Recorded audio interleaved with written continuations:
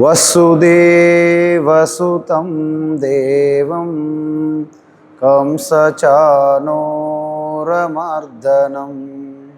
దేవకీ పరమానందం కృష్ణం వందే జగద్గురుం తీర్త్వా మోహార్ణవం హత్వా రాగద్వేషాదిరాక్షసాన్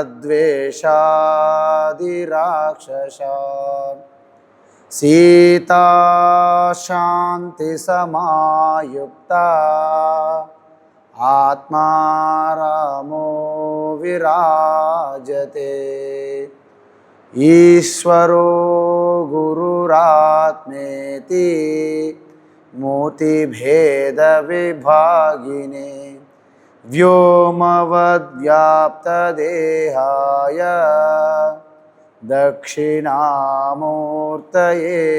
నమః. ఆత్మస్వరూప బంధుగణ. మన భగవద్గీత బుక్ ఏదమ్మా? ఒకటి అక్కడ పెట్టుకుంటే దాని ఆర్డర్గా వాళ్ళకి రిఫరెన్స్ ప్రకారంగా చెప్పాలని.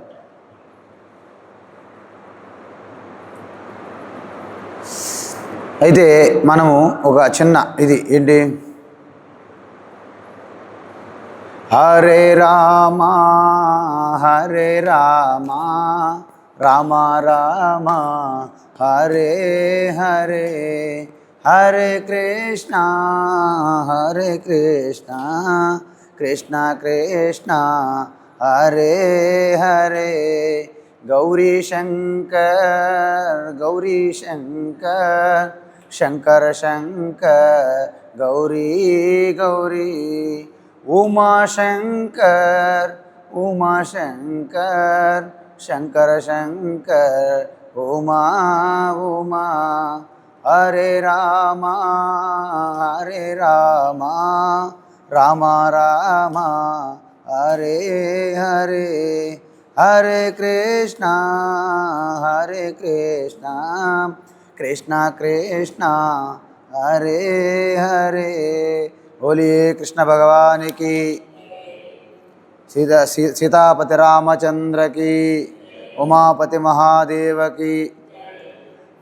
ఇప్పుడు భగవద్గీత మొదటి 6 అధ్యాయముల్లో మనం ఏమి తెలుసుకుంటాము అని మనం ప్రశ్నించుకోవాలి. మొదటి 6 అధ్యాయాల్లో మొదటి 6 అధ్యాయాల్లో మీకు దేవుడు ఎవరు అని చెప్పదు. భగవద్గీత మొదటి 6 అధ్యాయాల్లో దేవుడు ఎవరని అసలు చెప్పదు. ఏం చెప్తుంది? మీరెవరని చెప్తుంది. ఏం చెప్తుంది?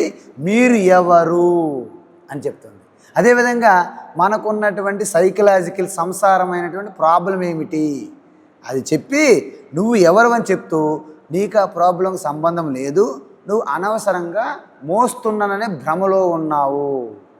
అంటే ఎప్పుడైతే అగ్ని కాలుస్తున్నప్పుడు ఎర్రగా ఉంటుంది అగ్ని వెళ్ళి ఆ ఇనుముకి ఐ లవ్ యూ అని గట్టి పట్టించుకుంటుంది అగ్ని. అప్పుడేమవుతుంది?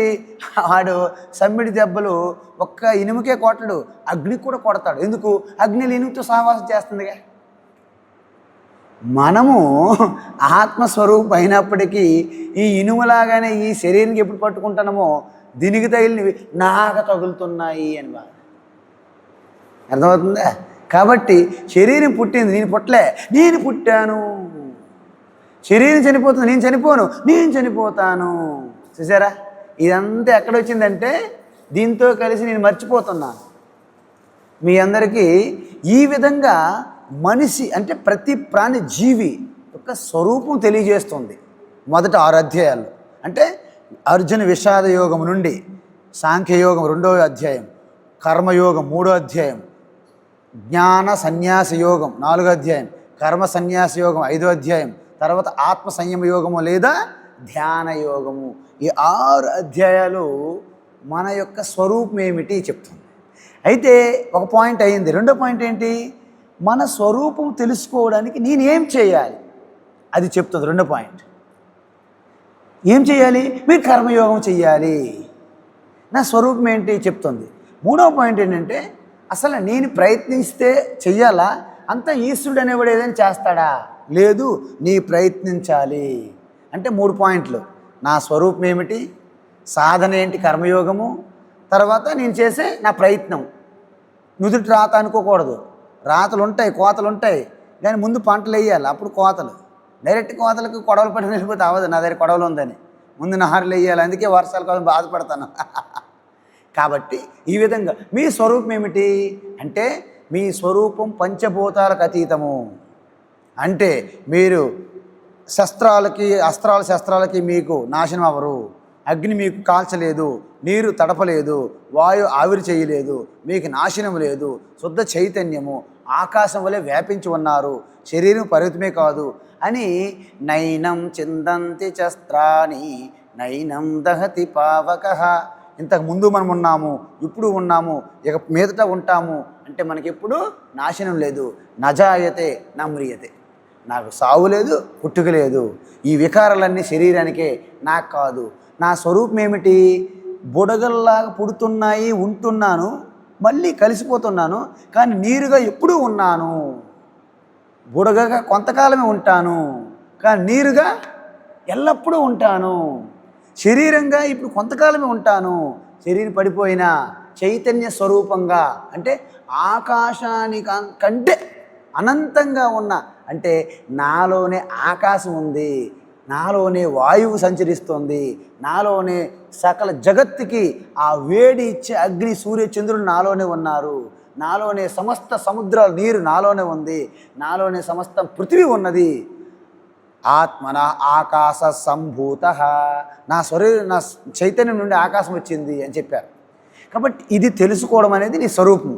అందువలన నా స్వరూపము ఇవేవి అంటవు, మనస్సు అంటదు, మనసులో కలిగే దుఃఖాలు అంటవు, ఈ యొక్క ఇంద్రియం అంటవు, ఇంద్రియం యొక్క పుట్టత్వం కోల్పోయినా నాకు సంబంధం లేదు, శరీరం నాకు అంటదు, శరీరం రోగాలు నాకు సంబంధం లేదు. అందువలన శరీరంలో ఏది జరిగినా బయట ఏది జరిగినా నాకు సంబంధం లేదు. ఆ విధంగా సాక్షిగా చూడాలి. ఈ ప్రయత్నమే మొదట 6 అధ్యాయాలు.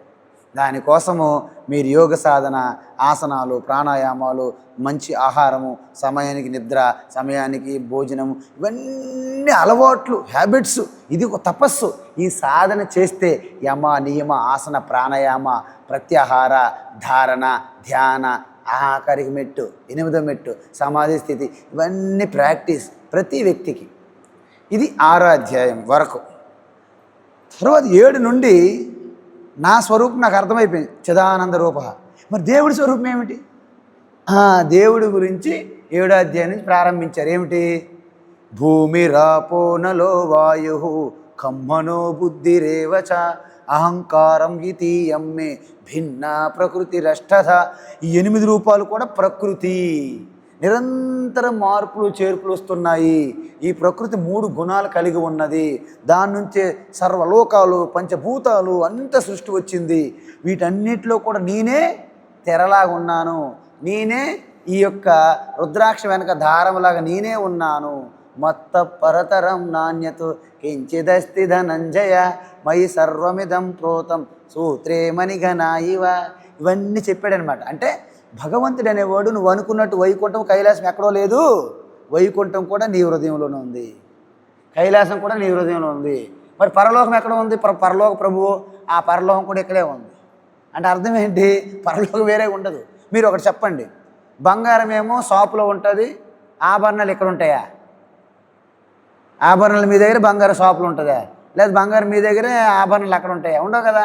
బంగారమే ఆభరణములుగా ఉన్నది, పరమాత్మయే ఈ సృష్టిగా మారి ఉన్నది. కాబట్టి సృష్టి వేరు, సృష్టికర్త వేరు కాదు. ఇది ఎలాగంటే, మనం ప్రతిరోజు మనకి వాసనలు సంస్కారాలు ఉంటాయి కదా, అవి ఈ పగటిపూట జాగ్రత్త అవస్థలో కొన్ని మనము చేయలేము.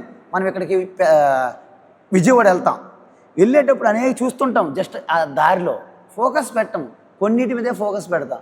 మరి ఆ మాత్రం పైన చూసిన సంగతి ఏంటి? ఇవన్నీ కూడా మనలో స్టోర్ అయిపోతాయి కెమెరా లాగా. అప్పుడు పడుకునేటప్పుడు ఆ మనసుకి ఇంద్రియాలు ఉండవు కదా. మీకు స్పెట్స్ ఉన్నాయి, మీరు పడుకునేటప్పుడు మీకు స్వప్నం వస్తుంది, స్వప్నం మీరు అన్నీ చూస్తుంటారు, అప్పుడు ఈ స్పెట్స్ ఉండవు, స్వప్నంలో స్పెట్స్ ఉంటాయి. మీకు ఈ నేత్రంలో ఉండవు, స్వప్న నేత్రంలో ఉంటాయి. ఇప్పుడు ఆకలేసింది, ఈ ఫుడ్ పనికిరాదు, స్వప్నంలో ఫుడ్ మీకు కావాలి. అర్థమవుతుందా? స్వప్న ఫుడ్ అన్నీ స్వప్నమే, ఇవి కావు. అవన్నీ ఎక్కడొచ్చాయి? మనసు క్రియేట్ చేస్తుంది. అంటే ఏమి లేదు, పడుకున్నానండి, నా మనసుకి ఎంత శక్తి ఉంది. ఒక సృష్టికర్త స్వప్న ప్రపంచాన్ని క్రియేట్ చేస్తుంది. క్రియేట్ చేసి నేను స్వప్నాన్ని నిర్మించాను అనే జ్ఞానము మనసు మరిచిపోతుంది. మర్చిపోవడం వలన స్వప్నంలో కూడా నేను ఒక వ్యక్తిని అని అనుకుంటుంది, ఊహించుకుంటుంది. అప్పుడేముంటుంది? స్వప్నంలో కలిగిన బాధలు దుఃఖాలన్నీ అనుభవిస్తుంది. ఎక్కడ? స్వప్నంలో. మరి ఆ దుఃఖాలు, నా స్వప్న సంసారము, నా స్వప్న దుఃఖాలు, ఇవన్నిటి నుంచి ఎలా బయటపడాలి? స్వప్నంలో ఆడపిల్లలకి పెళ్ళిళ్ళు చేయాలి, పిల్లలకి ఇల్లులు కట్టాలి, ఉద్యోగాలు చేయాలి, వ్యాపారాలు. స్వప్నంలో ఇవన్నీ బాధలు ఎప్పుడు ఒడ్డెక్కుతాయి? స్వప్నం నుంచి మీరు లేస్తే. ఏమి చేయక్కర్లే, స్వప్నం నుండి మేల్కొన్నారా, మీ స్వప్న సంసారం అంత పోతుంది. ఇప్పుడు మనం ఏం చేశాము? ఈ సమష్టి మైండ్ అంటే ఆత్మ ఈ 3 గుణాలనే మాయాశక్తి ద్వారా ఒక స్వప్నంలో క్రియేట్ చేస్తుంది. ఈ జగత్తంతా అందరికీ కామన్. స్వప్నం నీవు అక్కడదే మనస్సు, కానీ సమష్టి కాబట్టి ఆత్మ పైనే జగత్ అనేది క్రియేట్ చేశాము. మనమే ఆత్మగా క్రియేట్ చేసి ఏమైంది తెలుసా? మాయ విచిత్రం. మనం క్రియేట్ చేసి నేను క్రియేట్ చేశానని మర్చిపోయాను. స్వప్నంలో మీరు క్రియేట్ చేసి ఎలాగైతే మీరు మర్చిపోతుండ్రో, మీ ఆత్మ ద్వారా ఈ ప్రపంచం క్రియేట్ అయ్యి మనం మర్చిపోయాం, మనం నిర్మించామని. ఇప్పుడు ఏమైంది? ఈ జగత్తులో నేను ఒక వ్యక్తిని, స్థిత ప్రజ్ఞానందని, లేకపోతే రామారావు, కృష్ణారావు, మహాలక్ష్మి, సరస్వతి, అందరూ ఒక్కొక్క పేరుకి పరిమితం అయిపోయాం కదా. అప్పుడు ఆవిడ వేరు, నేను వేరు. ఇక ఈ దుఃఖం అంతా అనుభవిస్తున్నాను. దీని నుండి ఎలా బయటపడాలి? స్వామి, స్వప్నం అయితే మేలుకుంటే పోయింది. ఇది ఎప్పుడు మేము మేలుకుంటాను పడుకుంటాను ఎప్పుడు పోవట్లేదు. ఈ స్వప్నంలో నిద్ర కాదు, ఇది మహానిద్ర. మహానిద్ర అంటే మహామాయ అజ్ఞానంతో కూడిన నిద్ర. మనం ఈ వెలుతురులు చూసి మనమేం మెలుగుగా ఉన్నామని భ్రమలో ఉన్నాము. జ్ఞాన నేత్రంలోకి లేవాలంటే ఈ జగత్ అనే ఈ మాంస నేత్రాల దృష్టి నుండి జ్ఞాన నేత్రంలోకి మారాలి. అంటే ఈ దీర్ఘ స్వప్నం నుండి ఇంకా మేల్కోవాలి. జ్ఞాన చక్షువు కావాలి మనకి, మన దృష్టి మారాలి. అప్పుడు మీకు అంత బాధపడుతుంది. ప్రకృతి అంతా కరెక్ట్గా ఉన్నది, మనమే ఫాల్ట్, మనమే తప్పు చేస్తాం.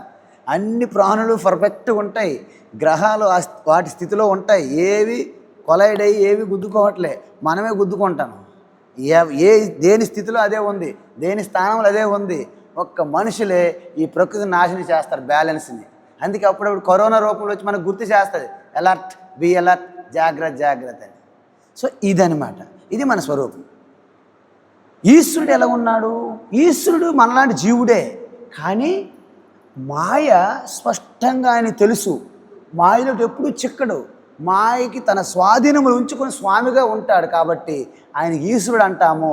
మనకి మాయకి ఆధీనంలో మనం ఉంటాం కాబట్టి మనం జీవుడు. మనం కూడా ఆ జ్ఞానం తెలుసుకుంటే మనకి ఆయనకి స్వరూపంలో ఒక్కటే, సమానం.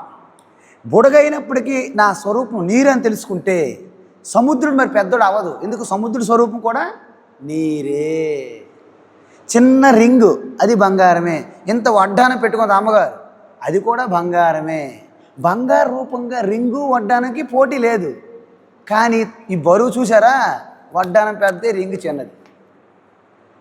అందువలన రూపం కాదు, తత్వంగా చూడాలి, సారంగా. ఈ విధంగా అప్పుడు ఏమవుతుంది? దేవుడి యొక్క స్వరూపం కూడా ఆత్మేనా? ఎస్, నా స్వరూపము ఆత్మే. బట్ ఆత్మ దృష్టిలో ఈశ్వరుడు నేను ఒక్కటి. ఆయన శక్తులు, ఆయన విభూతులు, ఆయన మహిమలతో నేను సమానం కాదు. ఆత్మ చైతన్యంతో నేను ఆయన ఒకటి. బుడగా సముద్రం ఎప్పుడు ఒకటి కావు. ఎప్పుడు అవుతాయి? నీరు రూపంగా రెండు ఒకటి అవుతాయి. సముద్రం విశాలంగా ఉంటుంది, బుడగ ఎంత ఉంటుంది, రెండు ఎక్కటాలుగా అవుతాయి. నీరు రూపంగా రెండు ఒకటే. చెప్పండి గట్టిగా, నీరు రూపంగానే రెండు ఒకటి. అప్పుడేమైంది? ఓహో, ఈశ్వరుడు కూడా చైతన్యమైన. ఎస్, మరి ఇది నేనేం చేయాలి అంటే, నీవు వ్యక్తిగతంగా నేను అన్నీ చేసేస్తానన్న భ్రమ విడిచిపెట్టి ఈశ్వరుని ఆరాధించాలి. దాన్నే భక్తి యోగము సాధన. రెండో ఆరాధ్యాలు, నెక్స్ట్ ఆరాధ్యాలు ఏముంటుంది? ఈశ్వరుడు స్వరూపం అంటే చెప్పారు. దానికి నేనేం చేయాలి? సాధన భక్తి యోగము. మరి నేనే అన్ని చేసుకోవడం ఏమైనా ఉందా? ఈశ్వరుడు ఏమైనా హెల్ప్ చేస్తాడా? ఆయన హెల్ప్ ఉన్నది కొంత, నీ ప్రయత్నం ఉన్నది కొంత. 50-50 అంటారు చూడండి, కౌన్ బనే కరోడుపతిలో 50-50. అని సగం తెలిసి సగం తెలియదు అని అర్థం. ఆ విధంగా మన ప్రయత్నం సగం చెయ్యాలి, ఈశ్వరుడు కృప అనుగ్రహము సగం ఉంటుంది. అందువలన 6 అధ్యాయాలు ఏమున్నాయి? ఈశ్వర స్వరూపము, సాధన భక్తి యోగము, ఈశ్వర అనుగ్రహము. ఏంటి? తేషామేవానుకంపార్థం అహమజ్ఞానజం తమః నాశయామ్యాత్మభావస్థః జ్ఞానదీపేన భాస్వత తేషాం సతతయుక్తానా భజతాం ప్రీతిపూర్వకం దదామి బుద్ధియోగం తం ఏన మాముపయాంతి తే అనన్యాశ్చింతయంతో మా ఏ జనా పర్యుపాసతే తేషాం నిత్యాభియుక్తానాం యోగక్షేమం వహ. అంటే ప్రతి పని కూడా మీరు చేస్తూ ఈశ్వరుడికి మీరు అనుసంధాన భావంలో ఉంటే మీకు అన్నీ, మీ యోగ్యతకి మీకేం కావాలో అన్నీ నేనే ఏర్పాటు చూసుకుంటాను. మీరు చింతించకండి. స్వామీజీ అన్ని వదిలేసి నేను ధ్యానం చేసిన అలాగుంటే మరి వంట వాళ్ళు వండుతారు. నీ భ్రమ. నిజంగా నువ్వు ఉండడం లేదు 100% ధ్యానంలో. నువ్వు సగం ఆలోచిస్తున్నావు కాబట్టి నువ్వు వండాలి. నిజంగా 100% ధ్యానంలో ఉంది, నీకు వంట అక్కర్లేదు. ఎవరో పాపము వెతుకొచ్చి నీకోసం వెతుకొచ్చిస్తారు. ఎవరినో పంపిస్తాడు ఆయన ఎవరినో అపాయింట్ చేశాడు, కానీ మీరు ఆయన నమ్మట్లేదు కదా. ఈ సగం అటు ఈ సగం ఇటు. కాబట్టి ఆ విధంగా ఉన్న వాళ్ళకే యోగక్షేమాలు నేను చూసుకుందాను అన్నాడు.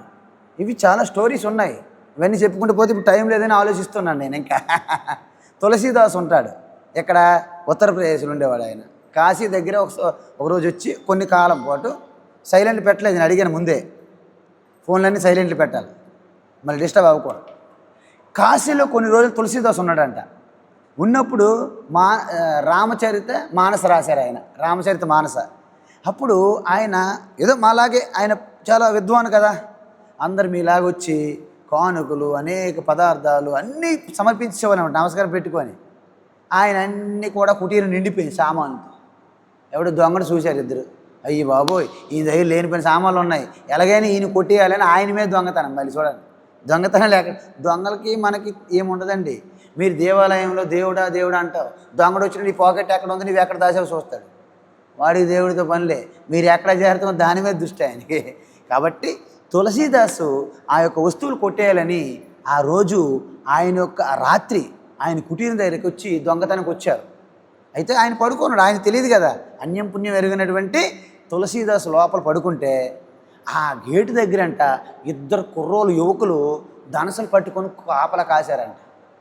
ఒకరేమో నీలమేఘంగా ఉన్నారు, ఇంకొకరేమో తెల్లగా ఉన్నారు, ధనసులు పట్టుకున్నారంట. దొంగలు వస్తుంటే ధనసు వారు అని భయం వేస్తుంది. ఇదే ఇలాంటి కుర్రోలు నేనెప్పుడు అపాయింట్మెంట్ చేసినాడు వాచ్మెన్ ఇద్దరిని అని రాత్రి అంతా ప్రయత్నించారంట. ఉదయం వరకు కాపలా కాసి ఉన్నారంట ఇద్దరు.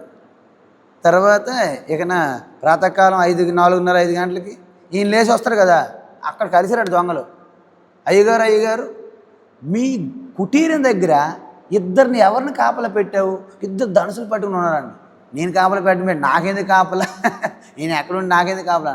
అప్పుడు ఆయన ఆలోచించాడట, మై గాడ్, రామలక్ష్మణులు నా సొత్తు కోసం, నా ధనం కోసము వాళ్ళు రాత్రంతా కాపలా కాశారా? ఎంత తప్పు అయిపోయింది. అపరిగ్రహ అని పతంజలి చెప్పాడు, కానీ నేను పట్టించుకోలేదు. యమలో ఉన్నదా ఏంటి? సత్యం, అహింస, బ్రహ్మచర్యం, అస్థేయం, అపరిగ్రహ. నేను మర్చిపోయాను. వెంటనే క్షమించండి అని రాముడికి వేడుకొని ఆ మరుసటి రోజున ఆయన ఒక చిన్న ఇది ఇచ్చాడనమాట, ఒక మైక్లో అనౌన్స్మెంట్. ఏంటి? ఎవరైనా సరే వచ్చి మీకు ఏం కావాలో నా దగ్గర ఉన్న వాళ్ళు తీసుకోవచ్చు. మొత్తం పంచిపెట్టి ఎంటీ అయిపోయాడంట. ఆయనకి ఏం టెన్షన్ లేకుండా అయిపోయింది. అందుకే మనం అన్నీ ఎంత పోగలు పెట్టుకుంటామో అంత టెన్షను, అంత భయము, అంత అభద్రత. అర్థమైందా? ఇది యోగక్షేమాలంటే అలాగుంటాయన్నమాట. మీకు ఏది కావాలో అది ఇస్తాడు. మీకు తెలీదు మీకు ఏది కావాలో, నాకు అన్నీ కావాలని భ్రమలో పడతావు, అది అలా పోతుంటుంది అనమాట.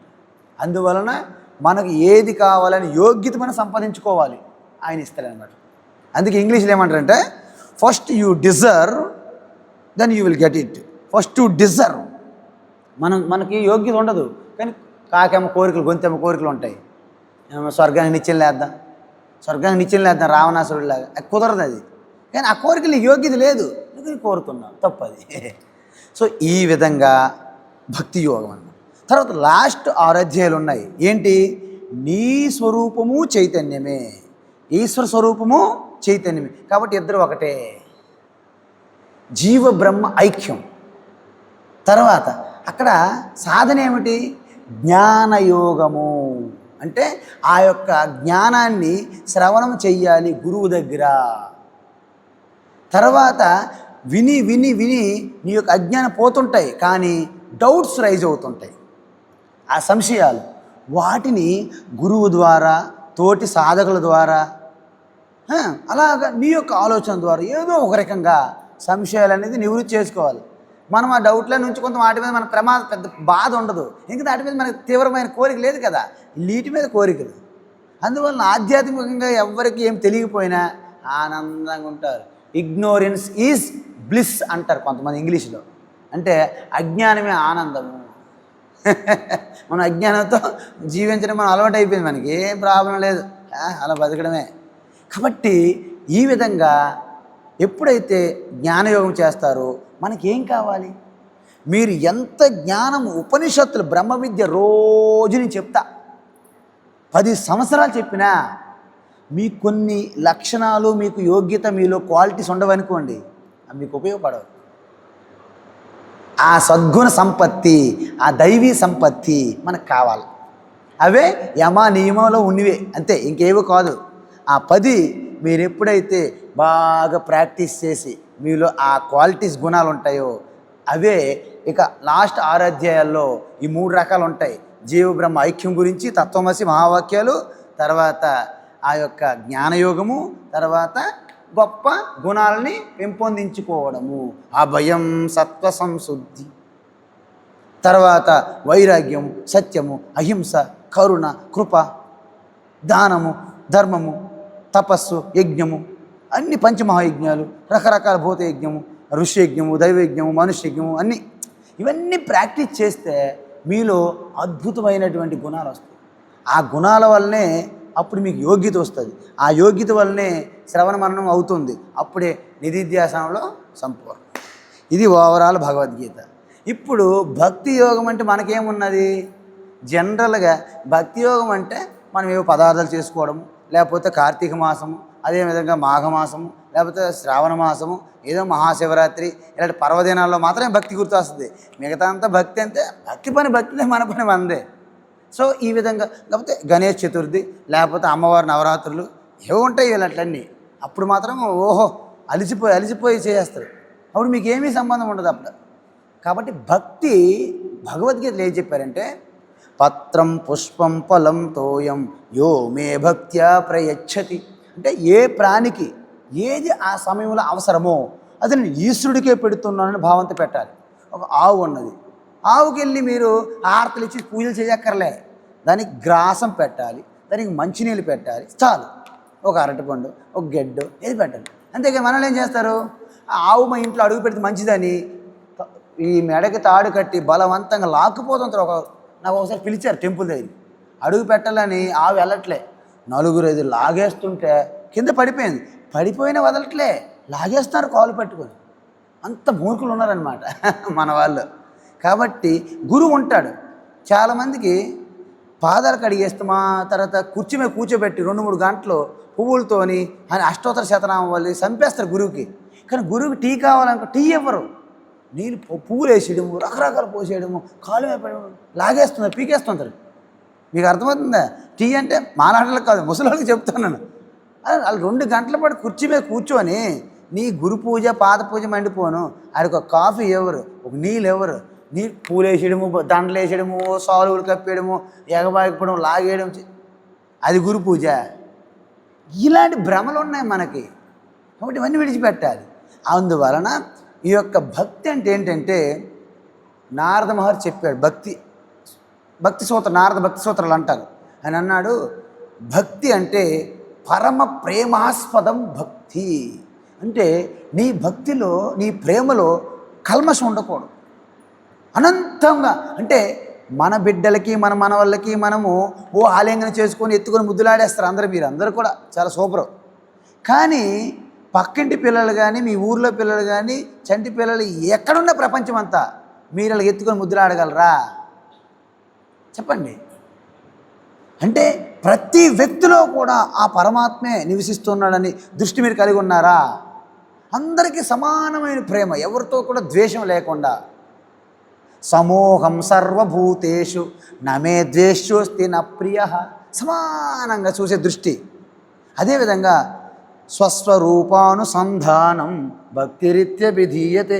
శంకరాచార్య ఏం చెప్పారు?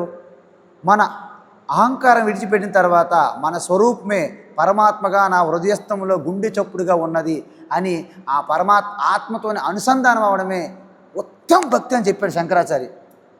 భగవద్గీతలో కూడా అదే చెప్పాడు. బట్ ఈ విధంగా ఆ భక్తితో పత్రం సమర్పించిన, ఫలం సమర్పించిన, నీరు సమర్పించిన, బోలాశంకరుడు అంటాం మనం. ఏమనుకో బిల్వపత్రం పడిస్తే చాలు ఆయనకి. కానీ బిల్వపత్రం ఆయన తిండు, మీ భక్తిని చెక్ చూస్తాడు ఆయన. అందుకే చూడండి మన పురాణాల్లో ప్రతి అసురుడు కూడా శివుడికి పూజ ఎందుకు? తొందరగా ప్రత్యక్షం అవుతాడండి.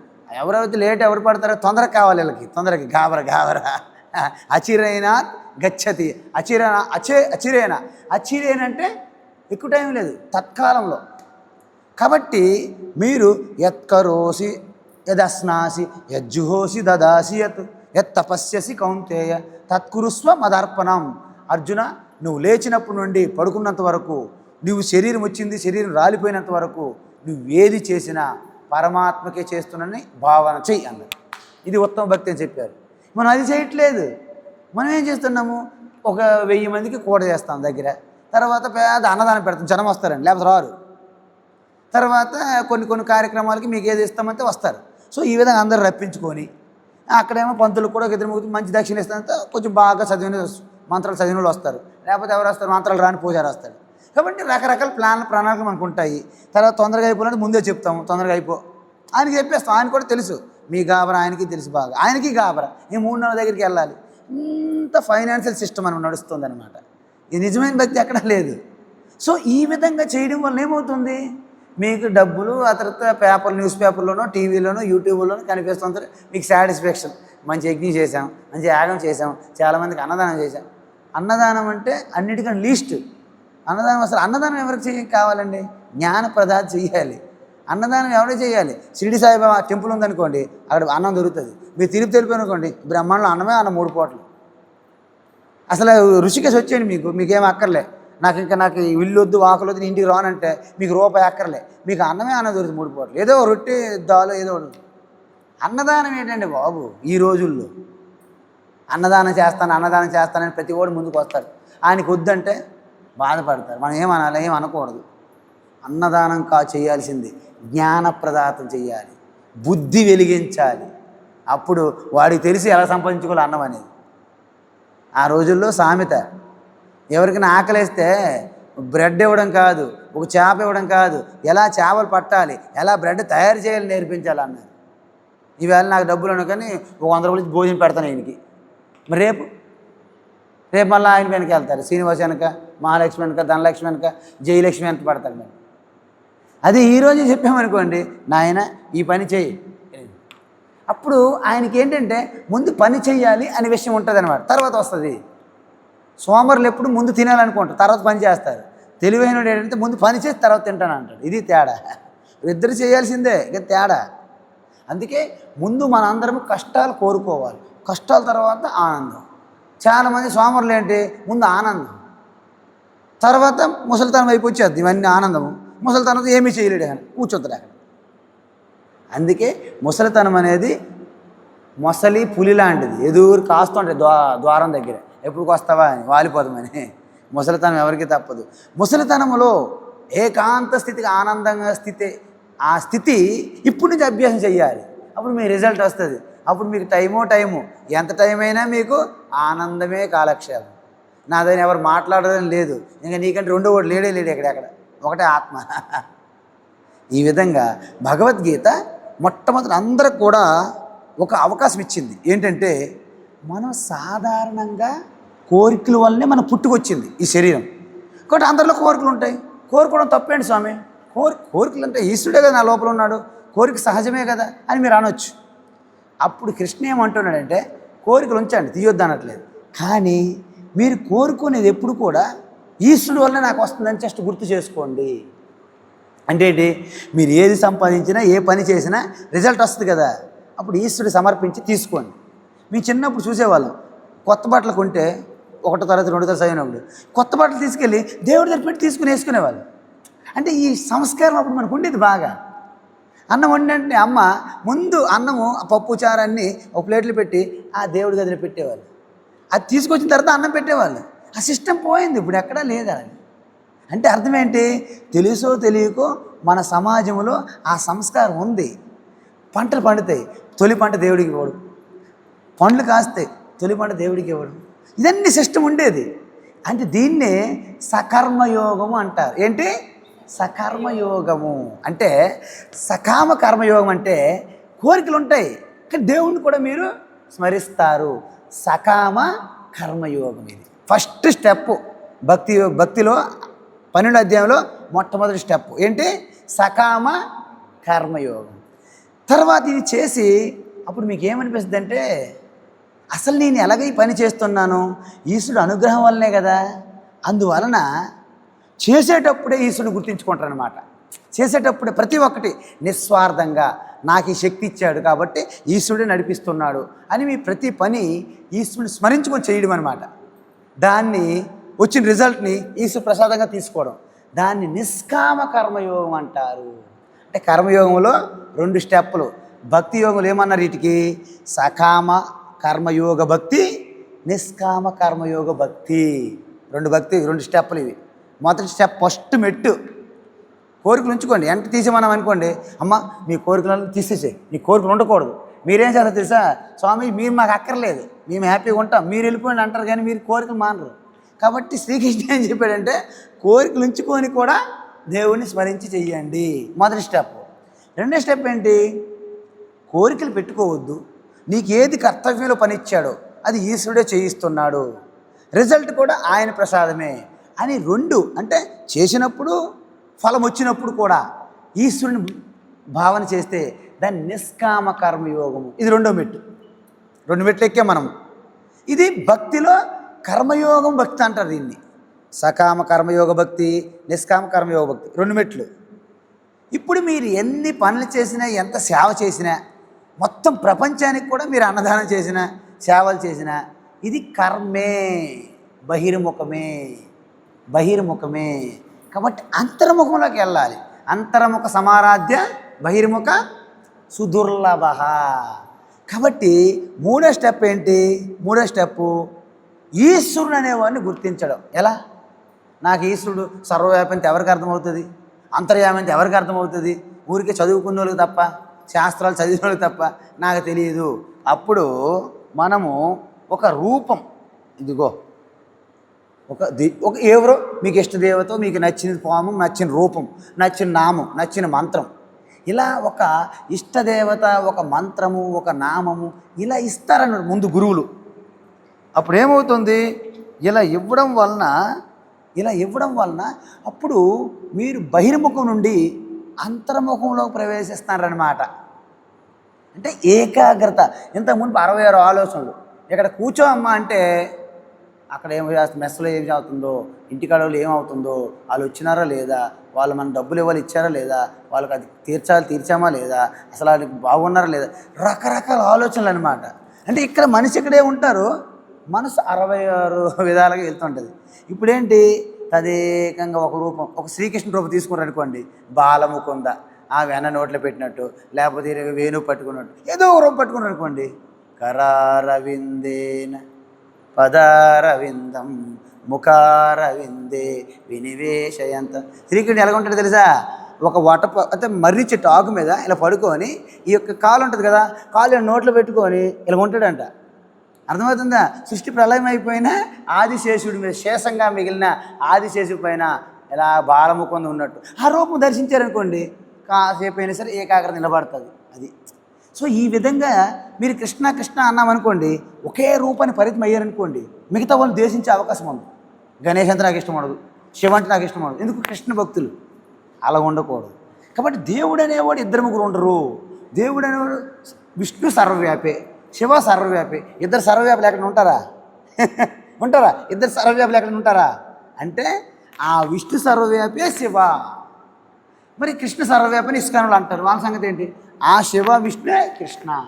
సో ఈ విధంగా అన్ని రూపాల్లోనూ, కేవలం దేవతా రూపాలే కాదు, భూమి, నీరు, అగ్ని, వాయువు, ఆకాశం, నక్షత్రాలు, గ్రహాలు, కొండలు, గుట్టలు, మొత్తం పక్షులు, చెట్లు, లతలు, తీగలు, సకల ప్రాణులు, పక్షులు అన్నీ కూడా పరమాత్మ స్వరూపాలే. అన్ని నామాలు పరమాత్మ నామముల పేర్లే. నిజానికి దేవుడికి పేరు లేదు. రెండు పేర్లలో ఆయనదే. నిజానికి బంగారం పేరు లేదు, ఆభరణం పేర్లను బంగారం చెల్లుతాయి అంతే. బంగారం పేరు ఉండదు. కరెంటుకి కూడా పేరు లేదు. బల్బు వెలుతురు, ఫ్యాన్ గాలి ఇవన్నీ కరెంటుకి చెందుతాయి అంతే. ఈ విధంగా దేవుడికి పేరు ఉండదు. అనంత పేర్లు, అనంతమంది ఎవడ తెలుస్తాయి? 1000 పేర్లు అన్నారు ఊరికే ముచ్చటికి. మనం 1000 పేర్లు పట్టుకొని కూర్చోన్నాం. ఆయన విష్ణు సహస్రనామము, శివ సహస్రనామం. అర్థమైందా? సంస్కృతంలో ఆరంభంలో అనంతం ఎవరో లెక్క పెడతారు, అనంతం తెలియదు, లెక్క ఉండదు కదా, ఇన్ఫినిటీ లెక్క ఉంటుంది ఏంటి. కాబట్టి 1000 చెప్పి అన్నీ సకల రూపాలు విష్ణువే, సకల రూపాలు శివే. ఓకేనా? ఏదో పేరు. సో ఈ విధంగా ఏకరూప ఈశ్వరుని నుండి, ఏకరూప భక్తి నుండి అనేక రూప లేదా విశ్వరూప భక్తి. 10వ అధ్యాయం చూడండి. ఏకరూప భక్తి. నదుల్లో నేను గంగా నదిని, పర్వతాల్లో నేను హిమాలయాల్ని, పక్షుల్లో నేను గరుత్మంతుడిని, మృగాల్లో నేను సింహ రూపం ఇవన్నీ అన్నారు చూడండి. అంటే ఒక్కొక్క రూపం చెప్తున్నారా? 11వ అధ్యాయం చూడండి. ఇవన్నీ నేనే, ఇవన్నీ నాలోనే, నేనే కాలుడుగా ఉన్నాను, టైం అయిపోతే నేనే అందరిని తినేస్తాను. భీష్ముడు, ద్రోణుడు ఈ దంతాల్లో ఉన్నారంట, ఆలాడుతున్నారు, పిప్పే. అలాగే చెప్పారు. చూర్ణం ఉత్తమాంగై, శిరస్సులన్నీ కూడా ఆ దంతాలు ఇరుక్కున్నాయంట విశ్వరూపం. అంటే అర్థం ఏంటి? సర్వ మృత్యుము, జీవనము అన్నీ కూడా పరమాత్మ రూపాలే. విశ్వరూప భక్తి. ఇప్పుడు మీకు అర్థమైందా? ఇష్టదేవత ఏకరూపము నుండి, ఏకాగ్రత నుండి చిత్త విశాలత, వసుదైవ కుటుంబకం, సర్వం విశ్వమంతా పరమాత్మ. విశ్వం విష్ణుర్ వసక్తార. విష్ణు సహస్రనామంలో ఫస్ట్ పేరేంటి? విష్ణు పేరు విశ్వం. విష్ణు పేరే విశ్వం. విష్ణుకి ఇంకో పేరేంటి తెలుసా? వైకుంఠ. మనం ఏమనుకుంటున్నాం? వైకుంఠ లోకం వెళ్ళాలి, నేను పుస్తకం విమానం వస్తుంది, నేను ఎక్కిపోతాను. వైకుంఠ లోకానికి విమానాలు ఉండవు. వైకుంఠ పేరు కూడా విష్ణు పేరే. విష్ణు సహస్రనామం చూడండి మీరు. వైకుంఠ విష్ణు పేరే. అర్థమైందా? అందులో విష్ణు సహస్రనామాల్లో 4వ శ్లోకం శివ అని ఉంటుంది. విష్ణుకి ఇంకో పేరు శివ, విష్ణు సహస్రనామాలు ఉన్నది. కానీ గురువులు ఎంత తప్పు మార్గం పట్టిస్తారు మనకి. శివ వేరు విష్ణు వేరని ఎంత స్పష్టంగా చెప్తున్నారు అబద్ధాలు. చెప్పండి, మీరే చూడండి, వినండి. పోనీ మన టీవీలో చూడండి, భక్తి ఛానళ్ళు, రకరకాల ఛానల్లో శివ వేరు విష్ణు వేరు ఎంత స్పష్టంగా. ఇద్దరు భావమరుదుల్లాగా, లేకపోతే ఇద్దరు నెయిబర్స్ లాగా, లేకపోతే ఇద్దరు 2 పార్టీ వాళ్ళలాగా. కాంగ్రెస్ ఒకడు, బీజేపీ ఒకడు. శివుడేమో కాంగ్రెస్, విష్ణువేమో బీజేపీ. ఇదంతా చాలా గందరగోళం. నిజానికి విష్ణు పేరు శివ అని ఉన్నది విష్ణు సహస్రనామాల్లో. నేను చెప్పింది ప్రతి ఒక్కటి మీరు వెరిఫై చేసుకోవచ్చు, చెక్ చేసుకోవాలి. నేను చెప్పిన అసలు నమ్మకండి. మా గురువు చెప్పారు చిన్మయానంద, గడ్డాముని స్వామిని అసలు నమ్మొద్దు అన్నాడు ఆయన.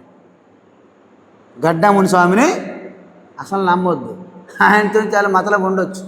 కాబట్టి ఎంత పెద్ద గడ్డ ఉంటే అంత డేంజరస్, మనకి నమ్మకం ఉండదు, చెక్ చేసుకోండి అన్నాడు ఆయన. అందుకే కాబట్టి ఈ విధంగా ఏకరూపీశ్వరుడు నుండి అనేక రూపీశ్వరుడికి. అప్పుడు మీరేం తెలుసా? మీరు కృష్ణ భక్తులు సపోజ్, మీకు శివాలయం కూడా మీకు ఇబ్బంది ఉండదు, మీకు అమ్మవారి దేవాలయంకి వెళ్ళి ఇబ్బంది ఉండదు, మీరు ఏ దేవాలయంకి వెళ్ళినా మీకు ఇబ్బంది లేదు. ఎందుకు? అన్నీ కూడా ఆ పరమాత్మ రూపాలేగా. ఒకే బిస్కెట్ తింటాం మనం. ఒక బిస్కెట్ మీద ఎలుక బొమ్మ ఉంటుంది, ఒక బిస్కెట్ మీద ఏనుగు ఉంటుంది, ఒక బిస్కెట్ మీద ఎద్దు ఉంటుంది, ఒక బిస్కెట్ మీద ఏం సింహం. పిల్లలు కొట్టుకుంటారు. మనం వాళ్ళకంటే తక్కువేం కాదు, మనము కొట్టుకుంటాను. ఇప్పుడు శివుడు వేరు, విష్ణు వేరు, అమ్మవారు వేరు, గణపతి. నట్స్ లూజ్ అంటారు అన్నమాట. అందుకే మా గురువు గారు అంటారు, they are like a nuts and bolts, they are loose అంటారు. మైండ్ లూజ్ అంట. అందుకే పున్నం రోజు బయటికి వెళ్తే మరకంత లూజ్ అవుతారని భయపడతారు చాలామంది. ఎందుకు? మన మనసుకి చంద్రుడికి కనెక్షన్. కాబట్టి ఈ విధంగా ఏకరూప ఈశ్వరుడు నుండి అనేక రూప. అంటే మీరు కళ్ళు తెరిస్తే చాలు, ఏ రూపమైనా పరమాత్మయే. నేను పూజ చేయాలి, గణేష్ ఫోటో లేదు, విగ్రహం లేదు, ఏం చేయాలి? ఏం చేస్తారు మీరైతే ఇంట్లో చెప్పండి, ఏం చేస్తారు మీరు మనం పూజ చేస్తున్నాం. ఏదైనా పూజ ఆరంభించేటప్పుడు మనకి వినాయకుడు చేయాలి. మరి వినాయకుడు ఫోటో లేదు, మూర్తి లేదు, విగ్రహం లేదు, ఏం చేస్తాం? కొంచెం పసుపు తెస్తాం, దాని మీద గరికి పెట్టి పూజ చేస్తాం. అంటే పసుపు వినాయకుడా అంతే. పసుపు వినాయకుడు అయితే రోజు మనము సాంబార్లు వేసుకొని వినాయకుడు తింటానమా? కాదు. ఏ రూపమైన పరమాత్మకు భావన చేస్తే అది పరమాత్మే అవుతుంది. యద్భావం ఏ యథా మాం ప్రపద్యంతే స్థాం తథైవ భజామ్యహం మమ వర్తమాన వర్తంతే మనుష్య పాత సర్వశః అని వివేకానంద స్వామి అమెరికాలో గర్జించాడు. ఈ శ్లోకం చెప్పాడు. ఇదే శ్లోకం చెప్పాడు. మీకు చెప్పిన శ్లోకమే. మీరు అనుకోవచ్చు వివేకానంద స్వామి చెప్పాడు మనకి ఎక్కడ వస్తుంది. ఈ గీతా శ్లోకమే చెప్పాడు ఆయన. అందరూ కూడా నూతిలో కప్పల్లాగా వెయ్యలే ప్రపంచాలనుకొని భ్రమపడుతున్నారు. ఓ మతాల మీద మతోన్మాదులుగా, అజ్ఞానులుగా, మూర్ఖులుగా ప్రవర్తిస్తున్నారు. అప్పుడు చెప్పాడు. ఎప్పుడు? 125-24 సంవత్సరాల క్రితం చెప్పాడు ఆయన. ఎక్కడ 100 అయింది? ఇవి 26 ప్లస్ అవి 7 ప్లస్ 7 అంటే దగ్గర 135 సంవత్సరాలు అయిపోయిందండి బాబు. అప్పుడు చెప్పాడు ఆయన ఇదే సత్యం. వివేకానంద అంటే అందరూ క్లాప్స్ కొడతారు, కానీ చెప్పింది ఎవరు పట్టించుకోవట్లేదు. కాబట్టి ఈ విధంగా చేస్తే చివరికి మీకు ఏమవుతుందంటే, బంగారం ఒక నగ ఉంది, బ్రేస్లెట్. సపోజ్ బ్రేస్లెట్ అని మీరు ధ్యానించారు. అంటే బ్రేస్లెట్ ఏంటి? బ్రేస్లెట్ ఒక్కటే బంగారం కాదు, అన్ని ఆభరణాలు కూడా బంగారమే. ఇష్టదేవత అంటే ఏంటి? ఒక్క బ్రేస్లెట్ బంగారం అని పూజించడం. అనేక రూపం అంటే ఏంటి? ఈ బ్రేస్లెట్ ఒక్కటే బంగారం కాదు, ఆభరణాలన్నీ బంగారమే. ఇప్పుడు కృష్ణ పట్టుకొని మనం పూజ చేస్తాను. కృష్ణ పట్టుకుని పూజ చేస్తున్నాం కరెక్టే, పరమాత్మని. ఈ రూపం అంటే పరమాత్మని. అయితే ఈ ఒక్కటే కాదు, అన్ని రూపాలు కూడా పరమాత్మే. అప్పుడు ఏమవుతుంది తెలుసా? నిజానికి పరమాత్మ పట్ల రూపం అంటూ లేదు. అసలు రూపము లేనిదే పరమాత్మ. రూపం ఉందనుకోండి, ఆ రూపం పోతుంది. మీరు ఏదో ఒక రాయి పట్టుకున్నాను, ఆ రాయి ముక్కలు అయిపోతుంది. ఓ మట్టితో విగ్రహం కూలిపోద్ది. అందుకే మనం ధైర్యంతో వినాయకుడి విగ్రహం చేసి నీటిలో కలుపుతున్నాం. ధైర్యంతో కలుపుతున్నాం. నిజంగా వినాయకుడు కలిపిన ఎవరైనా కలుపుతారా? ఎవరైనా నిమజ్జనం చేస్తారా? ఎవరైనా చెయ్యరు. ఎందుకు చేయరు? ఆ వినాయకుడు మా పూజకి మేము కనెక్ట్ అయ్యాము. భగవాన్ వినాయకుడు బయట విగ్రహంలో లేడు, నాలో ఉన్నాడనే ధైర్యంతో మనం నదిలో కలుపుతున్నాం. అంటే ఏంటి? రూపం నుండి రూపం లేని ఈశ్వరుడికి వెళ్ళారా లేదా? తెలియకుండా వెళ్ళిపోతారు మన వాళ్ళు. మనము తిరుపతిలో లైన్ కడతాం. 10 గంటలు 12 గంటలు. నేను ఫస్ట్ టైం బ్రహ్మచారి ఉండేటప్పుడు 12 గంటల లైన్లో ఉన్నా. ఇంక జీవితంలో ఎప్పుడు రాకూడదు అనుకున్నప్పుడు. కానీ 2 సంవత్సరాల క్రితం ధార్మిక సదస్సు అయ్యింది. అక్కడ అందరు స్వాములు పిలిచారు. నాకు పీఠం ఉండదు, ఆశ్రమం ఉండదు. ఎలాగంటే దలైలామా అంటారు. మీరు విన్నారు పేరు? బౌద్ధ గురువు అని దలైలామా పేరు విన్నారా? ఈ టిబెట్ నుండి తరిమేశారు చైనా వాళ్ళు. మన ఇండియాలో ఉంటాడు, ఎంత ఆలోచుకుంటాడు. అలాంటి వాళ్ళు మనం ఆశ్రయం ఇస్తాం దలైలామాకి. కాబట్టి మాకు పీఠం లేదు, మఠం లేదు. కానీ ఏదో రాజ్యం లేని రాజులాగా మనకి కంచి కామకోటి పీఠం ఉంటుంది. ఈ 4 శంకరాచార్య పీఠాలే అంటారు లెక్క. కానీ కంచిది కూడా 5వ పీఠంగా లెక్కేస్తారు ఒరిజినల్గా కాకపోయినా. ఎందుకంటే చంద్రశేఖర పరమాచార్య లాంటి గొప్ప మహాత్ములు ఉన్నారు కాబట్టి. మేము ఆ విధంగా ధార్మిక సదస్సు పిలిచారు. అప్పుడు ఏమైంది తెలుసా అండి? మా అందరికి కూడా 5 గంటల ఉదయం ఒక సన్నాయ మేళాలు, హారతులు పట్టుకొని ఎదురుగా ఆ తిరుమల తిరుపతి ఆ పూజారులు పండితులు మాకు వచ్చి తీసుకుని వెళ్ళారండి. అదే 10 సంవత్సరాల క్రితము నేను దర్శనంకి వెళ్ళాలంటే 12 గంటల లైన్లో ఉన్నా.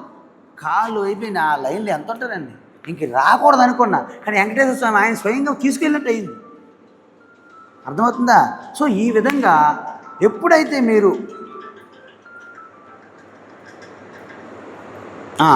ఇప్పుడు ఒక్క రూపము నుండి మీరు 12 గంటల లైన్లో ఉండి వెంకటేశ్వర స్వామి దగ్గరికి వచ్చారనుకోండి, ఇలా వచ్చాం కదా లైన్లో, జరగండి అంటారు. మీ అందరికీ తెలుసు.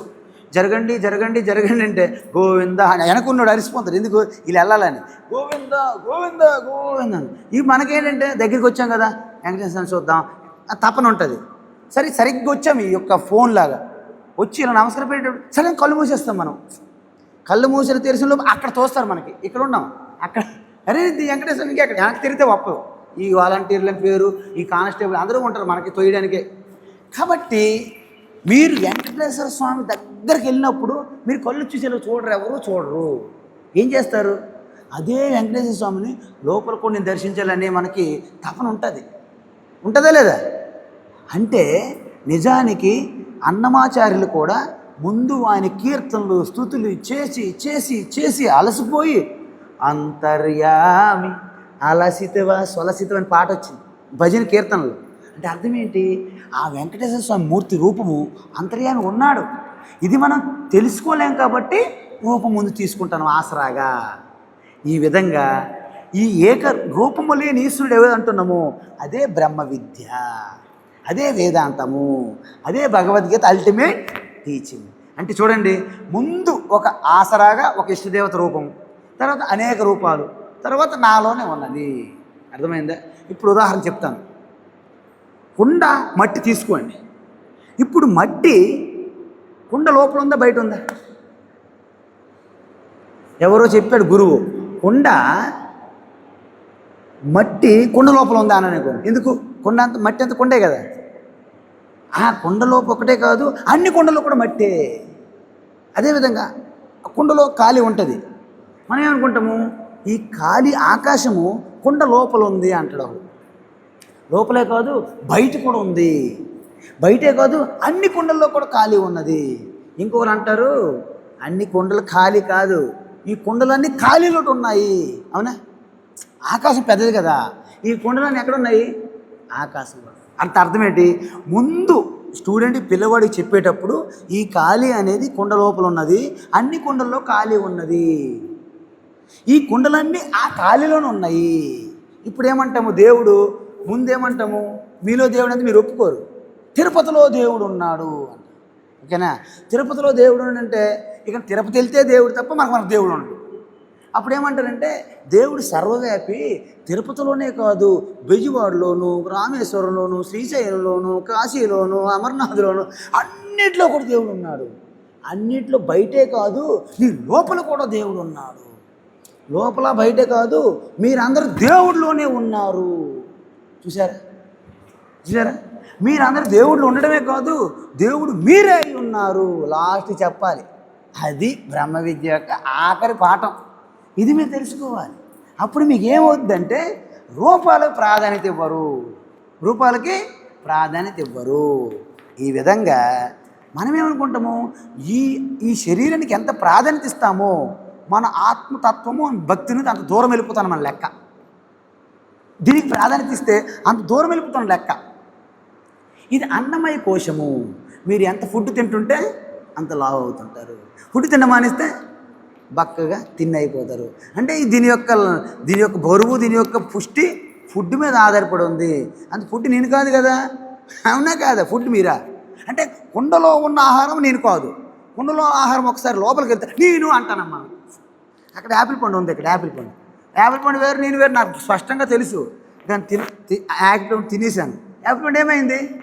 నేను అయ్యాను ఇప్పుడు యాపిల్ పండు ఉన్నది బయట ఉన్నది వరకు యాపిల్ పండే. తిన్న తర్వాత నేను ఇంక యాపిల్ పండు, లోపల కూడా యాపిల్ పండు అంటారేంటి నేను.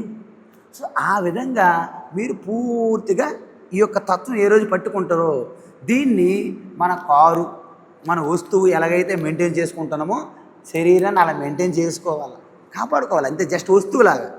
ఆ కారు నేను కాదు కాబట్టి కారు మీరు చేస్తారేంటి? మంచోలే. మీరు ఏ వస్తువు కాకపోయినా మీరు ఏమి నాశనం చేయరు. ఈ శరీరం కూడా ఒక వస్తువు లాంటిది. ఆ దృష్టి మహాత్ములకు ఉంటుంది, ఋషులకు ఉంటుంది. ఆ దృష్టి మనకు ఉండదు. కాబట్టి మనం ఆ దృష్టి కోసం మనము సాధన తపస్సులు పేరు మీద చేస్తున్నాం అన్నీ. ఏ రోజు ఆ దృష్టి కలిగిందో ఇంక మీకు సాధన అక్కర్లేదు. సాధన దేనికోసం? అజ్ఞానం ఉన్నదంతా పోగొట్టుకోవడానికే. అంటే ఏదైతే మీది చెందనిదో మీరు కాదో దాన్ని పోగొట్టాలి. కూడా రాయిస్తాం ఒక శిల్పికి, దీంట్లో మంచి శ్రీకృష్ణ విగ్రహం తయారు చేయి. ఏం చేస్తాడు? రాయంత శ్రీకృష్ణ అయిపోతుందేంటి? పనికిరాని భాగాలన్నీ తీయాలి, చివరికి కృష్ణుడి విగ్రహం వస్తుంది. ఇప్పుడు ఈయన విగ్రహం కడతామంటారు సపోజ్. అప్పుడు ఒక పెద్ద పెద్ద పాలరాయి తీసుకొచ్చి శ్రీనివాస్ గారు ఇదిగో శ్రీకృష్ణ అంత నొప్పుకుంటారు ఆయన. అది అలాగ శిల్పి ఎలాగైతే వేస్ట్ మెటీరియల్, వేస్ట్ భాగాలు పనికిరానివి అలాగ తీసేస్తే మిగిలింది శ్రీకృష్ణ. ఎలాగైతే ఒక రాయిలో కృష్ణుడు ఎలాగైతే వెతికి పట్టుకోవాలో మనలో కూడా పాండురంగడు ఉన్నాడు. అక్కడ పాండురంగడే, ఇక్కడ ఉన్నాడు పాండురంగడు. ఈ పాండురంగడు మనం తీయాలంటే పాండురంగడు కాని వల్ల వదిలిపెట్టాలి. దానికే సాధన అవసరం. అందుకే ఉపవాసాలు ఇవన్నీ దానికే పెట్టారు. ఉపవాసం ఎందుకంటే అంటే సమీపే, వాసం అంటే ఉండడం. మనం ఏంటి, అన్నం తినకుండా మాత్రం ఉంటాం తప్ప అన్ని దగ్గరే ఉంటాం మనం. ఈ ఉపవాసాలు ఏకాదశి వ్రతాలతో ఏమవుతుంది తెలుసా? సన్నంగా ఉన్న లావు అయిపోతుంది. అన్నం ఒక్కటే మానేస్తారు, అన్నీ తినడం మొదలెట్టారు మన వాళ్ళు. ఉపవాసం రోజు పండ్లు తింటారు, జ్యూసులు తింటారు, పాలు తాగుతారు, అనేక రకరకాలు తినేస్తూ ఉంటారు. అన్నం మాత్రం తినరు. ఇక నాడేమంటాడు, నాకు ఏకాదశి వ్రతమే చేస్తున్నాను. ఎందుకు? ఆ రోజు అన్నంతా పని దొరుకుతున్నాయిగా. చాలామంది అయ్యప్ప మాలు వేసేవాళ్ళు స్టార్టింగ్లో. అప్పుడు నేతులతోని రకరకాల ఐటమ్స్ ఫుల్ కొట్టేవాళ్ళు. మాలేసి వచ్చిన తర్వాత 10 కేజీలు పెరిగాను అన్నాడు ఒక అతను. మాల్లోట 10 కేజీలు పెరగడమా అంటే ఇదే నీ సాధన? తపస్సు. అలా కాదు. కాబట్టి ఏకాదశి అంటే 10 ఇంద్రియాలు, 5 జ్ఞానేంద్రియాలు, 5 కర్మేంద్రియాలు, ఒక అంతఃకరణ మనస్సు, ఇవన్నిటి కలిపి పూర్తిగా రెస్ట్ ఇచ్చి, అంటే కర్మలకి బయట రెస్ట్ ఇచ్చి స్వరూప చింతన మీద వాటికి అపాయింట్మెంట్ చేస్తే దాన్ని ఏకాదశి వ్రతము. ఆదివారం ఆడవాళ్ళు సెలవు అంటారు కదా, ఆ ఏకాదశి వ్రతం రోజు ఇదన్నిటికీ సెలవు అనమాట. సినిమాలు చూడకూడదు, ఏం చూడడం మీద వ్యామోహం లేదు, ఏది వినడం మీద వ్యామోహం లేదు. అంత కూడా చూడడము వినడము అన్నీ కూడా అటువైపు మళ్ళించాలి. సూర్యుడు కిరణాలు అన్నిట్లో పడుతుంటాయి, అన్ని వైపులు పడుతుంటాయి. పెద్ద వేడి ఉంటుందా? పేపర్లు కాలిపోతాయా? ఇల్లు కాలిపోద్దా? ఏం కాదు. అదే భూతార్థం తీసుకొని ఒక నోటు మీద పెడితే, అంటే మన దృష్టి అన్ని వైపుల నుండి ఒకవైపుకి తీసుకురావడమే ఏకాదశి వ్రతము. అంటే చూపు అదే, దానికోసమే. వినడం కూడా దాని మీద ధ్యాస. ఏది చేసినా అది ఏకాదశి వ్రతం అవుతుంది. అవి చేసుకొని వస్తే ఇక్కడ చేరుతారనమాట మీరు. అందుకే మన ఋషులు, మన గురువులు ఇవన్నీ పెట్టారు మనకి. తన ఉపవాసంతో అన్నిటికీ లాభమే, నీ హెల్త్కి మంచిదే. అనేక రకాలు ఉంటాయి. పసుపు, బొట్టు, రకరకాల కట్టు, బొట్టు, జుట్టు, ఇవన్నీ ఆచార వ్యవహారాలు. ఇవన్నీ కూడా ఒక చిన్న పిల్లడు స్కూల్కి వెళ్ళేటప్పుడు టై, షూ వేసుకోవడము, పాలిష్ చేయడము, టక్ చేసుకోవడము, ఐడి కార్డు పెట్టుకోవడము, ఇవన్నీ పెట్టుకోవడం. వాటి వల్ల నాడికి ఉద్యోగం రోజుడికి ఏం అవ్వదు, కానీ డిసిప్లిన్ వల్లనే పైకి వెళ్తాడు చదువుకొని. మీకు కూడా ప్రతిరోజు దేవాలయంకి వెళ్ళి ఒక గంగా జలము, ఒక బిల్వపత్రము, ఒక కొబ్బరికాయ, ఒక టెంకాయ, ఒక విష్ణు సహస్రనామం, లలిత సహస్రనామం ఇవన్నీ పెట్టారు. ఇవి ఎలాంటిది? చిన్నపిల్లలు టై, బుట్టు, టక్ లాంటివి. మనం అక్కడే ఉంటున్న జీవితాంతం, అక్కడి నుంచి వెళ్ళట్లే. ఎలాంటిదంటే టెంపుల్కి వెళ్ళేటప్పుడు తొలిమెట్టు మీద కొబ్బరికాయ కొట్టమంటారు. విన్నారా? టెంపుల్కి వెళ్ళేటప్పుడు తొలిమెట్టు మీద కొబ్బరికాయ కొడతారా లేదా? అంటే అర్థం ఏంటి? అక్కడి నుండి ఈశ్వరుని స్మరించమని. మనోడు తొలిమెట్టు మీద కొబ్బరికాయ కొట్టి అక్కడే కూర్చునిపోయారు మనోడు జీవితాంతం. మరి తొలిమెట్టు దగ్గర నువ్వు ఉంటే మరి పైకి ఎప్పుడు వెళ్తావు? కాబట్టి మన యొక్క జ్ఞానం, భక్తి అంతా కూడా తొలిమెట్టు దగ్గర భక్తి. టెంపుల్ దగ్గరికి వెళ్ళట్లేదు మనము. కాబట్టి మీ అందరు కూడా భగవద్గీత ఏం చెప్పిందంటే, ఇప్పుడు ఏకరూపం అన్నాను కదా, ఆ ఏకరూప ఈశ్వరుని గురించి నేను ఎలా తెలుసుకోవాలి? దానికి జ్ఞానయోగము. జ్ఞానయోగములు ఏమున్నాయి? ఇది శ్రవణం. మీరందరూ విన్నారు కదా, మీ యజ్ఞానికి కొంత భ్రమలు, కొంత భయ్యాలు కొంత పోయినాయి కదా, దీన్ని శ్రవణము అంటారు. ఇంకా మీ డౌట్స్ ఉంటాయి, ఒక్కరోజులు పోదు. ఆ డౌట్స్ మళ్ళీ మళ్ళీ తీర్చుకుంటే మననము. అప్పుడు మీ అందరూ కూడా సాక్షాత్ జ్ఞాన ప్రజ్ఞ కలవారు. కానీ అనేక జన్మల నుండి నేను మనిషిని అనే ఒక అలవాటు వచ్చింది కదా, అంత వేగం మీలో డైజెస్ట్ అవ్వదు. దానికోసము పదే టైం దొరికినప్పుడల్లా ఒక ధ్యానంగా కూర్చొని చెయ్యాలి. దానికి నిధిధ్యాసనం అంటారు. ఈ విధంగా దాన్ని ఆత్మధ్యాన భక్తి, లేదా నిర్గుణ భక్తి, లేదా అరూప ఈశ్వర భక్తి, ఈ విధంగా చెప్తే మొత్తం భగవద్గీతలో 12 అధ్యాయంలో 11వ శ్లోకం వరకు ఇదే చెప్పారు. 12వ శ్లోకం వరకు. తర్వాత అలాంటి వాళ్ళు ఎలా ఉంటారు? అద్వేష్ట సర్వభూతానాం మైత్ర కరుణ ఏవచ. అద్వేష్ట సర్వభూతానం, అలాంటి భక్తులు పరాభక్తులు అంటారు. వారే జ్ఞానులు. వారు ఎలా ఉంటారంటే సకల ప్రాణుల యందు ప్రేమ దయ కలిగి ఉంటారు, ఎవరిని ద్వేషించరు. నమే ద్వేష్యోస్తి నచ ప్రియ సమూహం సర్వభూతేషు. అలా ఉండి వాళ్ళకి శత్రువులు ఉండరు, మిత్రులు ఉండరు. వాళ్ళ మాటలతో ఇబ్బంది పెట్టరు, వాళ్ళు ఎవరి మాటలకు ఇబ్బంది పడరు. వాళ్ళకి ఏది కలిగితే దాంతోనే సంతృప్తి చెందుతారు. వాళ్ళు ఎక్కడో పెద్ద పెద్ద ఇల్లులు, పెద్ద పెద్ద వస్త్రాలు, వీటి మీద ఆశా కోరికలు ఉండవు. ఉన్నదాంతో ఆనందంగా ఉంటారు. ఇలాగ జీవిస్తారు. వారినే జీవన్ముక్తులు అంటారు. శరీరం ఉన్న అన్నాలు ఈశ్వరుడు లీల, ఇది ఇచ్చిన అవకాశంగా ఆనందంగా జీవిస్తారు. శరీరము ఎప్పుడు పడిపోయినా హ్యాపీగా ఇచ్చేస్తారు యముడికి. అయ్యే నాకు అక్కర్లేదు, అయిపోయింది, ఆ పని అయిపోయింది అని వదిలేస్తారు. దాన్నే బాగా పండిన దోసకాయ ఎలాగైతే తొడిమి ఇలాగ తగిలితే విడిపోద్దో, బాగా ఎండిపోయిన ఆకు ఎలాగైతే శిశిర ఋతువుల్లో రాలిపోద్దో, బాగా పండిన మామిడి పండు ఎలాగైతే చెట్టు నుండి కింద రాలుతుందో, నువ్వు కొట్టక్కర్లేదు, రాలుతుంది. ఆ విధంగా శరీరం కూడా తేలిగ్గా విడిచిపెట్టడమే, అప్పుడు మోక్షం పొందుతారు. దాన్ని దేహము లేని ముక్తి కాబట్టి విదేహముక్తి అంటారు. దేహం ఉన్నప్పుడే మీరు ముక్తి పొందుతారు కాబట్టి, మీకు స్పష్టత వచ్చింది కాబట్టి జీవన్ముక్తి అంటారు. జీవించున్నప్పుడే ముక్తి. మీరందరూ ఇప్పుడు జీవన్ముక్తులు. శరీరం ఎప్పుడు పడిపోతే అప్పుడు విదేహముక్తులు అవుతారు. హరి ఓం తత్సత్. కాబట్టి ఇప్పుడు మనము భగవద్గీత యొక్క అసలు భక్తి ఇది. దీనికోసం ఇది మీరు టార్గెట్ పెట్టుకోవాలి. ఎప్పుడైనా దీనికి చేరుకోవడానికి ఎన్నైనా చేయండి. నేనే మానమని చెప్పలేదు ఈరోజు, అన్నీ చేయండి. కానీ ఇది మీ అల్టిమేట్ చెక్ చేసుకోవాలి. ఈ భక్తి నాలో ఉందా లేదా, లేకపోతే దీనికోసం ప్రయత్నించాలి. లేకపోతే ఏమి ఇబ్బంది పడక్కర్లేదు, ప్రయత్నించాలి. కానీ ఇది ప్రయత్నించకుండా భక్తి పేరుతోని అనేక అక్రమాలు చేస్తున్నారు. దురాక్రమాలు భక్తి పేరుతో. అమ్మవారి పేరు పెట్టి అదే రోజు ప్రతిదీ గొర్రె, మేక, కోళ్ళు అన్నీ నరికేసి ఈ మందు అమ్మవారికి ఇష్టము, మాంసం అయ్యవారికి ఇష్టం. ఇదేంటి, మాంసం అమ్మవారికి ఇష్టము, మందేమో అయ్యవారికి ఇష్టం. ఈ రెండు కలిపి తాగేస్తున్నారు భక్తి పేరుతో చాలామంది. సో ఇదంతా కూడా కరెక్ట్ కాదు. కాబట్టి మనలో మార్పు రావాలి. కాబట్టి ఈ విధమైన నిజమైన భక్తి, ఈ భక్తి ఎంత గొప్పదంటే మీకు ఎటువంటి భయం ఉండదు. ఎవరి మీద ఆధారపడడం అక్కర్లేదు. మనం ఎవరి మీద ఆధారపడతాము? మనిషికి ఏముంటుంది? మనసు ప్రతి క్షణం మారిపోద్ది. అలాంటి మనుషుల మీద మనం ఆధారపడుతున్నాము. మళ్ళీ దానికి సపోర్టు రక్త సంబంధం అని ఒక పేరు. రక్త సంబంధం తొందరగా మారిపోద్ది. బంధువులు అంటారా? మిమ్మల్ని బంధిస్తుంటారు. బంధువులు అంటే అర్థం ఏంటి? ఎవరైతే మిమ్మల్ని బంధిస్తారో వాళ్ళనే బంధువులు అంటారు. బంధువుల మీద ఆధారపడతాం మనం. బంధువుల మీద ఆధారపడతారా? రక్త సంబంధం తొందరగా మారిపోద్ది. ఇప్పుడు కేసులన్నీ రక్త సంబంధం కేసులే. ప్రతి కోర్టులో కూడా డబ్బులకి, ధనానికి, ఇల్లులకి, వాకిళ్ళకి కేసులు. కాబట్టి మీరు ఎవరి మీద ఆధారపడకండి.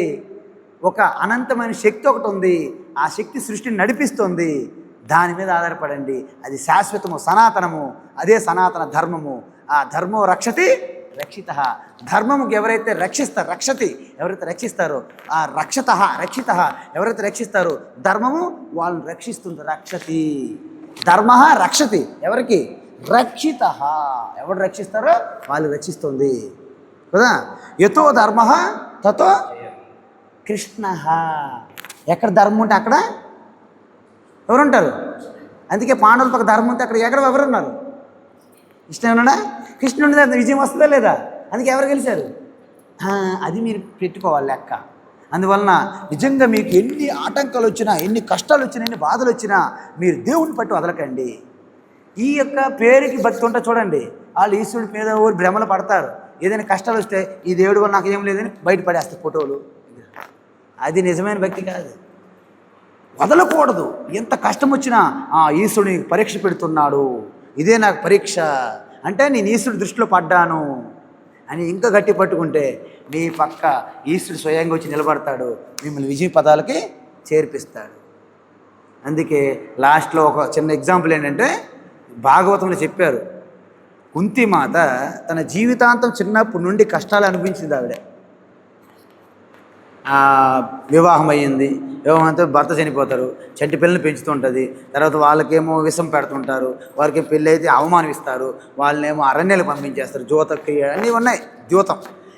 చివరికి ఆవిడ జీవితాంతం ధైర్యం వహించి ధారణ చేసి లాస్ట్కి వేస్తే శ్రీకృష్ణ పరమాత్మ అంటాడు, ఆయన మహాయోగి, అమ్మ నువ్వు జీవితాంతము 5 పుత్రులు అత్యంత శక్తివంతులు, కానీ నీ కష్టాలు ఇచ్చావు.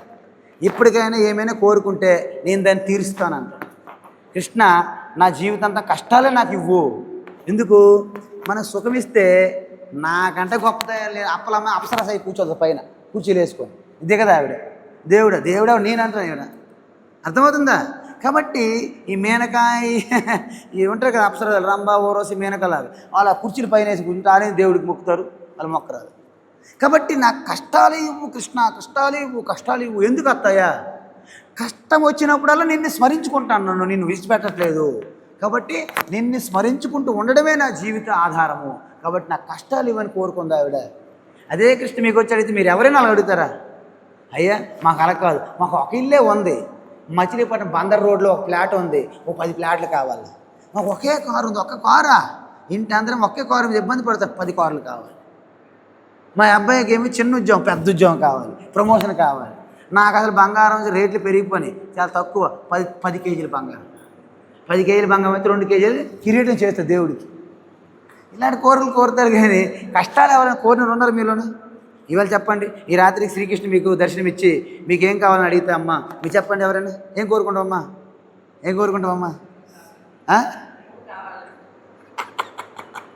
కాబట్టి ఇది అసలైనటువంటి తపస్సు, ఇది అసలైనటువంటి భక్తి, ఇది అసలైనటువంటి ధ్యానము. దీన్ని సత్వగుణంతో కూడిన భక్తి, సత్వగుణంతో కూడిన దానము, సత్వగుణంతో కూడిన ధర్మము, సత్వగుణంతో కూడిన యజ్ఞము, సత్వగుణంతో కూడిన సర్వం, సత్వగుణంతో కూడిన జ్ఞానం అన్నమాట. అందుకే అనేక రకాల రజోగుణస్తులు కూడా ఇవన్నీ చేస్తారు. వాళ్ళు యజ్ఞాలు చేస్తారు, యాగాలు చేస్తారు, తపస్సు. రాక్షసులందరూ కూడా మీకు తెలుసు ఎంత భయంకరమైనవి. ఎలాంటి చేస్తారు? దేవుడిని భయపెడతారు వాళ్ళు. నువ్వు వస్తావా, నేను చంపి చచ్చిపోవాలా, నా ప్లేగులు పీకి నేను ఆహుతిస్తాను, వస్తావా రావా? భయపెట్టి మరీ దేవుడికి తప్పించుకుంటారు దర్శనం. మీరు సీరియల్ చూడలేదా మీరు? ఆడేమి రావణాసురుడు పదితాడు, శిరస్సు కట్ చేసి వేస్తాడు, వస్తావా ఈ లాస్ట్కి ఇది కూడా కట్ చేసుకోవాలా, అప్పుడు శివుడు వస్తాడు. ఇంకొకటి ఏమో పేగులు తీసి వీణ వాయించేస్తాడు. ఇంకొకటి ఏం చేస్తాడు, ఇక నేను చచ్చిపోతాను అనేసి, నీ చచ్చిపోతే ఆయనకే నష్టము అంటే ఆ రకంగా మనం చూపెట్టారు. అంటే అది నిజమైన భక్తి తపస్సు కాదు, రజోగుణంతో కూడిన తపస్సులు అవి. అందుకే చూడండి, వాళ్ళు ఎప్పుడు కూడా అలాంటి కోరికలు కోరుతారు. నాకు మోక్షం కావాలంటాడు ఫస్ట్, అమృతత్వం, నాకు సాగు లేకుండా ఉండాలి, అది నా వల్ల కాదంటాడు. ఎందుకు? నీ జ్ఞానం వల్ల రావాలి. అది జ్ఞానం వాడికి అలాగే వద్దు. నేనేం చేస్తాను? ఏకన్నా బయట సాగవద్దు, లోపల సాగవద్దు, పగలు సాగవద్దు, రాత్రి సాగవద్దు, నరుడితో సాగును, జంతువుతో సాగును, ఈ శాస్త్రం సాగును, ఆ కత్తితో సాగును, ఈ బాంబు, ఏమి సాగుడు, ఎక్కడ సాగుడు? ఏం చేస్తాడు అడిగి? సంధ్యా సమయంలో ఆ ద్వారబంధం పైన సగము శిరస్సు మానవుడి రూపం, సగమేమో సింహము, తర్వాత గోళ్ళు, కత్తులు వాడకూడదు, కత్తులు వాడకూడదు, పగలు కాదు, రాత్రి కాదు, ఇంటి కాదు, లోపల కాదు, ఇంటి బయట కాదు, ఎన్ని కండిషన్లు, అన్ని కండిషన్లు అన్నీ తెలుసు ఆయనకి. తథాస్తు. అప్పుడు ఏమవుతాడు? నరసింహం అవుతాడు. అప్పుడు ఏం చేస్తాడు? ఇంటి పట్టుకెళ్ళి ద్వారబంధం దగ్గర పెడతాడు. కింద పెట్టకూడదు, మళ్ళీ కింద సాగులేదు కదా, ఇక్కడ పెట్టుకొని త్వరల మీద పెట్టుకొని కత్తులు వాడకూడదు, కత్తులు మనం వాడకూడదు కదా, కండిషన్ తప్పిపోవాలి, గోల్తో సింపేట్. ఇవన్నీ కూడా ఇవన్నీ మన కథలు, భక్త ప్రహ్లాదుడి కథలు మీకు తెలుసు. కాబట్టి ఇప్పుడు మీకు అర్థమైంది కదా, భగవద్గీత మనము సాయంత్రము ఈ 12వ అధ్యాయం చదివాము, దాని మీద వివరణ ఇప్పుడు చెప్పాను. ఓకేనా? కాబట్టి ఓలే కృష్ణ భగవానికి హరి సుందర నంద ముకుంద హరి నారాయణ హరి ఓం. హరి సుందర నంద ముకుంద హరి నారాయణ హరి ఓం. హరి నారాయణ హరి ఓం. ఇప్పుడు నేను చెప్పిన విషయాలు ఒక్క విషయమైనా సరే లేచినప్పుడు ఒక 2 నిమిషాలు 3 నిమిషాలు ధ్యానం చేస్తే అది అసలైన ధ్యానం. రోజు ప్రాక్టీస్ చేసుకోండి. ఇంక మీకు ఎవరు సాయం అక్కర్లేదు, మీరు ఎక్కడ తిరగక్కర్లేదు. స్వామి నేను హిమాలయాలు వెళ్ళలేదు వస్తాను అక్కర్లేదు. హిమాలయాలు ఏముండదు అక్కడ, అక్కడ అనేక మంది దొంగలు ఉంటారు, అక్కడ ఎక్కువ మంది. కాబట్టి ఇక్కడ ఉన్నారు దొంగలు, మన కరువు. ఇక్కడ దొంగల కోసం వెళ్ళాలి హిమాలయాలు, మనం అక్కర్లే ఇక్కడంతా. కాబట్టి ఎక్కడికి వెళ్ళినా మనస్సు మనిషికి ఉన్నంత వరకు అదే తిరుగుతుంటుంది. మనసు బాగైందా ఇదే హిమాలయాలు, మనసు బాగోలేదా మానసరం కైలాసం వెళ్ళినా నీకు అదే దొంగతన బుద్ధి ఉంటుంది. కాబట్టి మీరు అంతఃకరణ శుద్ధి కావాలంటే నిస్వార్థ సేవ చేయాలి. ఆ తర్వాత ఏకాగ్రత కావాలంటే ఈశ్వరుని జపమో తపమో మంత్రం చేయాలి. ఆ తర్వాత ఇలాంటి భగవద్గీత ఉపనిషత్తులు శ్రవణం చేసి మీరు మననం చేసి నిధిధ్యాసన చేస్తే మీరు పరమాత్మ ఆత్మరూపంగా తెలుసుకుంటారు. హరి ఓం తత్సత్. సర్వేషాం స్వస్తిర్భవతు, సర్వేషాం శాంతిర్భవతు, సర్వేషాం పూర్ణం భవతు, సర్వేషాం మంగళం భవతు, సర్వే భవంతు సుఖినః, సర్వే సంతు నిరామయాః, సర్వే భద్రాణి పశ్యంతు, మా కశ్చిత్ దుఃఖభాగ్ భవేత్. అసతో మా సద్గమయ, తమసో మా జ్యోతిర్గమయ, మృత్యోర్మ అమృతంగమయ. ఓం శాంతి శాంతి శాంతి. సర్వం శ్రీకృష్ణార్పణమస్తు.